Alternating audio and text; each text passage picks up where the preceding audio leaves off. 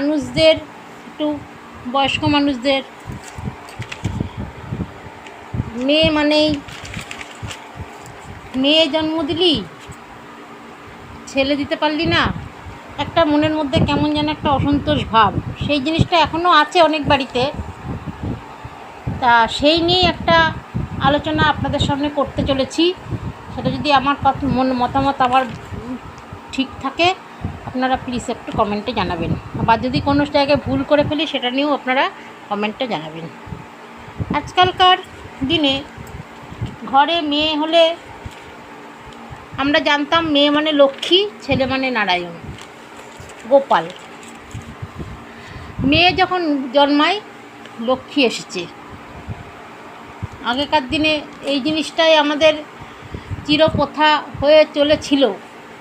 কিন্তু কিছু কিছু বাড়িতে দেখি মেয়ে হয়েছে বলে মানে তাদের প্রতি ওই মানে তাদের সে ছেলের বউ হোক আর মেয়েই হোক, একটা যেন কীরকম একটা অন্যরকম ভাবসাব, যে বংশের প্রদীপ বাতি হলো না। বংশের বাতি কি শুধু ছেলেদেরই বোঝায়? মেয়েরা বংশের বাতি হতে পারে না? আজকে কালকে কিন্তু দেখা যায় ছেলেদের থেকে মেয়েরা কিন্তু সমানভাবেই এগিয়ে যাচ্ছে। তারা কিন্তু কোনো অংশে তফাৎ নেই, নেই। আজকে মা দুর্গাই কিন্তু 10 হাতে 10টি অস্ত্র নিয়ে কিন্তু অসুর নিধন করেছিল। সেটা কিন্তু মা দুর্গাই, ওটা কিন্তু মেয়ে ছিল, ছেলে হয়ে না। কোনো ছেলে কিন্তু পারেনি অসুর নিধন করতে। তাই সবসময় মেয়ে এসছে বলে ঠাকমা দিদিমাদের অত অসন্তোষ হওয়ার কোনো কারণ নেই। মেয়েরাও বংশের বাতি হতে পারে। এখনও পর্যন্ত অনেক অনেক বাড়িতে দেখি ছেলে হলেই আমার বংশের প্রদীপ এসছে, আমার বংশের প্রদীপ এসছে, নাতি হয়েছে, একটা আলাদা আনন্দ ফুর্তি মুখের মধ্যে ফুটে ওঠে।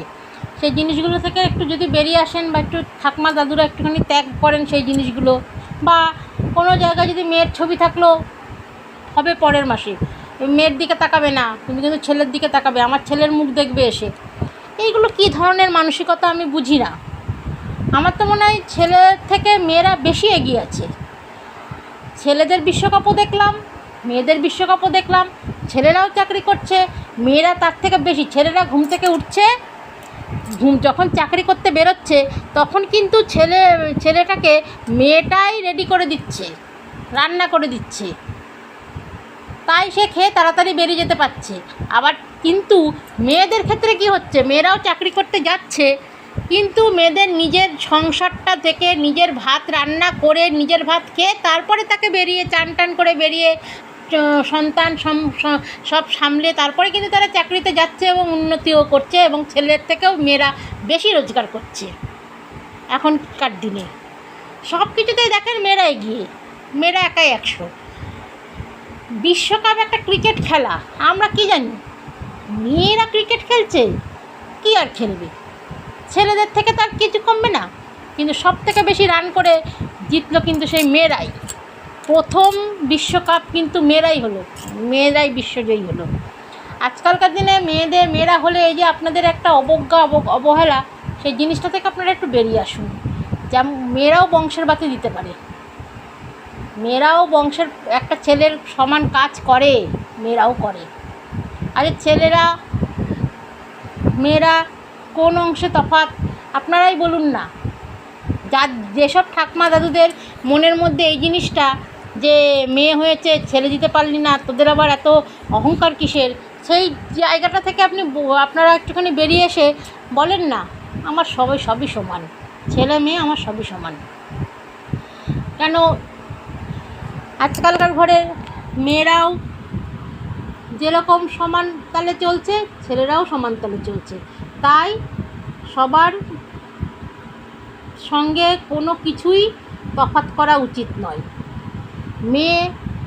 মেয়েকেও আপনি পড়াশোনা শিখান, পড়াশোনা করিয়ে চাকরি করান, নিজের পায়ে দাঁড়িয়ে তারপরে বিয়ে দেন না, তা হবে কেন? মাধ্যমিক পাশ হয়ে গেছে, ছেলে দেখতে শুরু করো, মা ওদের একটা চিন্তা পড়ে যায়। আরে বাবা, মাধ্যমিক পাশ করেছে বলে ছেলে দেখতে হবে কেন?